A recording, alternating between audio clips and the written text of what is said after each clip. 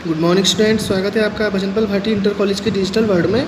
हमारा हिंदी गद्यखंड में जो प्रकरण चल रहा है वो मंत्र है और इसके जो लेखक हैं वो है मुंशी प्रेमचंद। और मैंने आपको अब तक इस चैप्टर की 3 जो विस्तृत उत्तरीय प्रश्न हैं, यानी जो रेखांकित अंश पर आधारित जो प्रश्न होते हैं वो करा चुका हूँ। इसका मैं आज एक व्याख्या यानी एक अंतिम व्याख्या और कराने जा रहा हूँ, तो आप समझेंगे और अपनी नोट बहुत ही सुंदर हैंडराइटिंग में उसको लिखेंगे। तो जैसे नशे में आदमी की देह अपने काबू में नहीं रहती, पैर कहीं रहता है, पढ़ता कहीं है, कहता कुछ है, जवान से निकलता कुछ है, वही हाल इस समय भगत का था। मन में प्रतिकार था पर कर्म मन के अधीन न था। जिसने कभी तलवार नहीं चलाई वह इरादा करने पर भी तलवार नहीं चला सकता। उसके हाथ कांपते हैं, उठते ही नहीं। भगत लाठी खटखट करता लपकता चला जाता था। चेतना रोकती थी पर उपचेतना ठेलती थी। सेवक स्वामी पर हावी था। तो इसका जो पहला प्रश्न है वो है ये, उपर्युक्त गद्यांश के 5वें लेखक का नाम लिखिए। तो आपको उत्तर डाल करके लिखना है पाठ, मंत्र और लेखक मुंशी प्रेमचंद। इसका जो दूसरा प्रश्न होगा वो होगा रेखांकित अंश की व्याख्या कीजिए, जो मैं अभी आपको व्याख्या समझा रहा हूँ।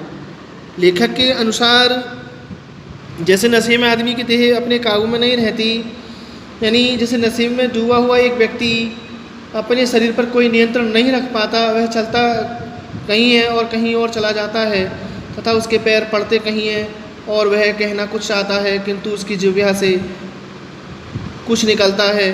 यही दशा इस समय सांप का विष उतारने में सिद्धहस्त बूढ़े भगत की हो रही थी। उसके मन में प्रतिकार था, यानी बदले की भावना थी डॉक्टर चड्ढा से। वह चाहता था कि वह कैलाश का विष उतारने डॉक्टर चड्ढा घर पर न जाए, पर दूसरी ओर उसकी परोपकारी जो भावना थी, उसके मन का जो भावना थी वो उसे डॉक्टर चड्ढा के घर पर जाने के लिए प्रेरित कर रही थी। इसी विचलित मन की स्थिति में उसके पैर डॉक्टर चड्ढा के घर की ओर बढ़े चले जाते थे। लेकिन जिसने कभी तलवार न चलाई हो वह इरादा करके भी यदि तलवार चलाए तो वह नहीं चला सकता। वह अवसर आने पर यह निश्चय करके भी तलवार नहीं चला सकता। तलवार हाथ में लेते ही उसके हाथ कांपने लगते हैं। भगत भी ऐसी ही स्थिति में चला जा रहा था। तलवार हाथ में लेते ही उसके हाथ कांपने लगते हैं। जिसने कभी बदला लेने की भावना से कोई कार्य किया ही नहीं था, यही कारण था कि अपनी कर्तव्य भावना से प्रेरित वह बूढ़ा भगत अपने हाथ की लाठी को खटखट करता हुआ तेज गति से डॉक्टर चड्ढा घर की ओर बढ़ चला था। ठीक है, ये इसकी रेखांकित अंश की व्याख्या हो गई। आपको अपनी नोटबुक में हेडिंग डालनी है रेखांकित अंश की व्याख्या।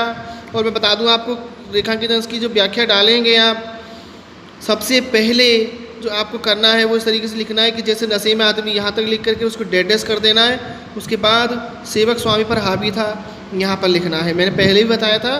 और उसके बाद आपको पहला प्रश्न डालना है, फिर ये रेखांकित अंश की व्याख्या लिखनी है, हेडिंग डालनी है, और जो व्याख्या मैंने भी समझाई है वो आपको करनी है। और जो अंतिम इसका प्रश्न होगा, कौन सेवक था और कौन स्वामी, सेवक स्वामी पर कैसे हावी था। तो बता दूँ, यहाँ पर सेवक भगत के मन में छिपी हुई परोपकार की भावना थी और स्वामी भगत का मन था। भगत का मन डॉक्टर चड्ढा से बदला लेना चाहता था, किंतु उसके मन में छिपी परोपकार की भावना उसे कैलाश के प्राण बचाने के लिए प्रेरित करती थी। ठीक है, इसका क्वेश्चन का जो आंसर है वो ये हो गया। आपको अपनी नोटबुक में बहुत ही सुंदर हैंडराइटिंग में लिखना है। ठीक है, अगली वीडियो में मैं अगला प्रकरण लेकर के आऊँगा। अब मैं आपको जो पद हैं आपकी, यानी काव्य जो खंड है उसका पहला चैप्टर पढ़ाऊँगा। तब तक के लिए धन्यवाद।